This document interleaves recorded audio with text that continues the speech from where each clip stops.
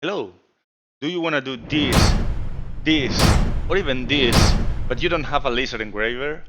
Don't worry, you can do this with just an FDM 3D printer, and I'm going to show you how to. So let's dive into it. If you have visited the TDEC design on my Thingiverse, you may have noticed that there are three versions of the faceplate. One of them has, as you can see, the text recessed into the faceplate. There's another version that has the text extruded out, like this one. And then there's one last version that has the like this kind of hole, right? And besides that, there is like a separate piece also with the text recessed. This is basically all the options that I've tried since I designed this TDAC to try and do my best of including this text, which you really don't need it, but it makes for a better looking unit, right? So this, which is one piece, and actually at the beginning I did this all this protruding section big here. I separated it uh, from the rest of the faceplate, but I decided just to merge it together in one piece. But my first attempt was to have this kind of recessed text, and the idea behind that was that I would be filling these voids, these letters, with paint, right, and with white paint. So I would 3D print the faceplate and then paint the letters. That turned out to be not such a good idea, since 3D printing is basically creating a bunch of lines.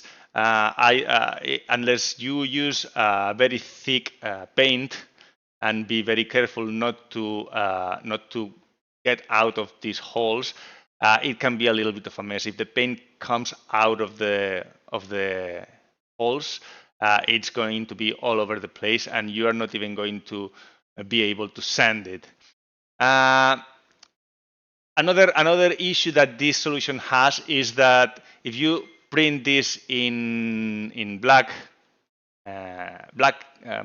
filament, that doesn't allow the the backlight to come through.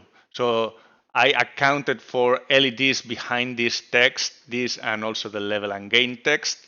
There are LEDs to backlight that text. And if you 3D print this piece in black, the light just don't come through. This is still, I left it in my Thingiverse because this is still a good option if you don't care too much about aesthetics, you don't have backlight, or you really don't care, you do have backlight, but you really don't care that it doesn't show or display in this text. Or simply you can just 3D print the whole thing in black and just leave that without filling. You don't want to get into too much trouble. That's a good option to use this one. And also, I'm gonna leave a link in the description of a guide that shows how you can also fill these letters with white silicone. And I'm gonna very quickly summarize basically what he does, but you can check out his video. Essentially, he uses a brush to extend a little bit of soap outside the letters, right? And then press white silicone into the whole area. And what that does is that when the silicone cures, you can peel it off, and it will peel off only where you brushed the soap, so outside, and then it should keep the inside silicone in place. And that is good, but again, that's a solution, just an aesthetic solution, and again, it doesn't let light through, right? So to solve that solution of letting backlight through, my second attempt is actually this one, with the letters extruded. So what I did is 3D print this whole plate. This is one piece again in white PLA. And because white lets light through, right? If it's not a very thick wall, and this is not, this is I think 1 millimeter thick or so, that will let light through. So what I do is print that in white PLA, paint the whole thing in black, and once the paint is dry, you just use a little bit of either sandpaper or better yet, a small file, and file the top of the letters away. So that will expose the white again, right? I'm going to show you a picture of how that looks like because I have my the buttons on my MPCDs done like that. So it's an improvement versus the previous one, but it's not the best because the letters, if you unless you have a very fine nozzle, and even so, if you are filing plastic, it kind of deforms the plastic a little bit. So you sand it a little bit, but then you are also deforming the letters a little bit. And with this small, this kind of small detail, filament printers are not that accurate. So it's not a bad option. However, it has, to me, basically two major drawbacks. One of them is obviously it requires much more work. You need to paint the whole thing, wait until it's painted, then file it. And then the other thing is that you risk either deforming the letters a little bit while filing, or also sometimes scratching some other part of the piece and scratching the paint out of areas that you don't want to. It's not a bad option. It's just that I think my last and preferred method is a little bit better. It has its drawbacks as well, but to me is the way to go from now on until I get a laser engraver, which I hope I can get one sometime. And the next version is this one that has, as I mentioned, a hole in all the parts that have text. And what you want to do here is essentially, so you 3D print this in black, and then once you are done, you have these pieces. And these pieces are, as you can see, it might be different thickness. So I do have the same technique for the buttons, and I believe I might have used different thicknesses, but they are close. So this one, the whole thing is 1.8 millimeters. And the recessed text, I believe it's half of that. Let me check. Hold on. There. Yeah. Oh, no, it's actually 0.8. Okay, so it's 1 millimeter until the base here, and then 0.8 millimeters of height, right? And what you want to do is, and I'll show you how to do this in Orca Slicer, which is the slicer that I use, but any slicer I think should have this feature. What you want to do is set a pause when the first layer of the letters is showing, and then so you start the print with white filament. So the base, the first millimeter will be white, and then the rest of you set a pause. During the pause, you change the filament to black filament, and then print the rest of it in black. So you will have kind of a sandwich. The bottom one will be blank, which sorry, not blank, white, which lets light through, and then the rest of it is going to be printed black. And let me show you how to do that in Orca Slicer. So here we are in Orca Slicer, and as you can see, I've added all three pieces. These 3 pieces have the same height, all of them, so you can print them all together.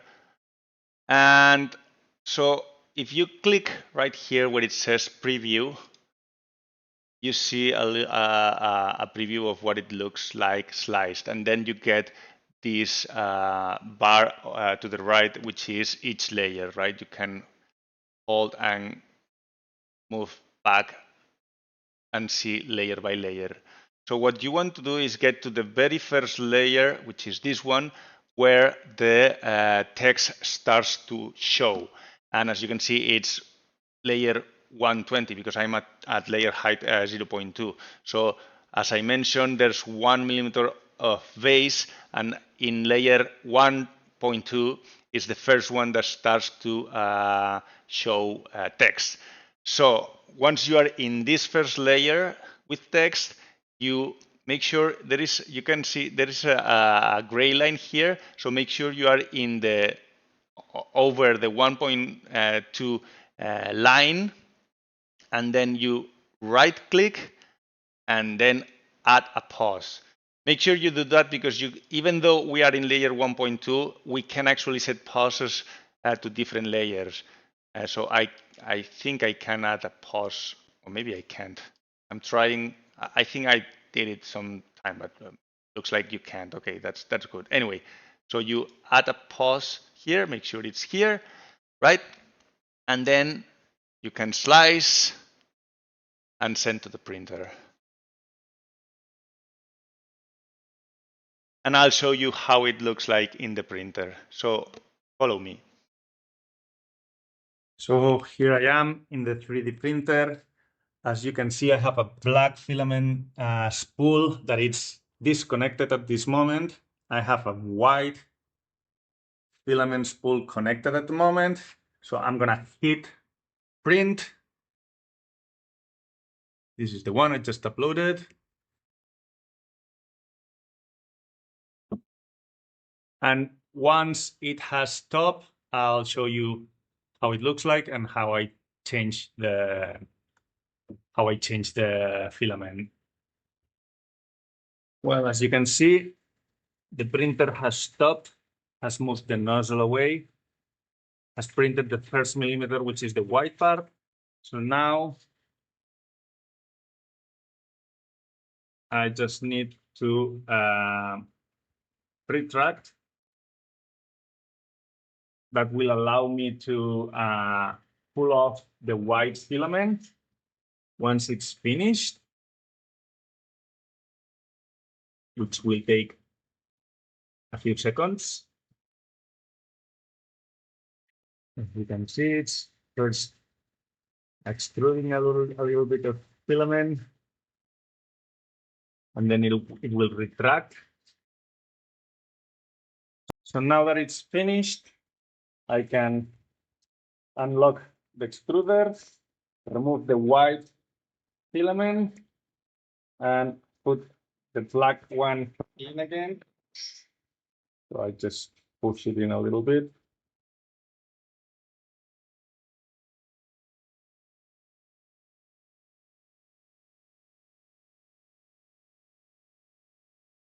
Sorry about that. Doing it one-handed is a little bit complicated. There you are. There you are. Then lock it in and extrude a little bit. So all the white filament is gone. Once it has reached the proper temperature, it will start extruding and will extrude the leftover white filament. And there it is. It's only black filament coming out of the extruder. I remove this, and then I can go ahead and resume printing. There it is. So it's now heating up, and I'll be back to show you the results. And here is the final result. So I'm covering the light. And focus. There you are. Bear in mind that I'm using a 0.2 nozzle, just for this finish to have a little bit more definition, accuracy, whatever you want to call it. But you can absolutely do it with the standard 0.4 nozzle. So once this is printed, it's a tight fit here. I do recommend gluing it, but it's actually held tightly even without glue. So that is how it looks. Yeah, I hope you enjoyed this video, different one, and then we can continue with the Kirak build. Thank you very much.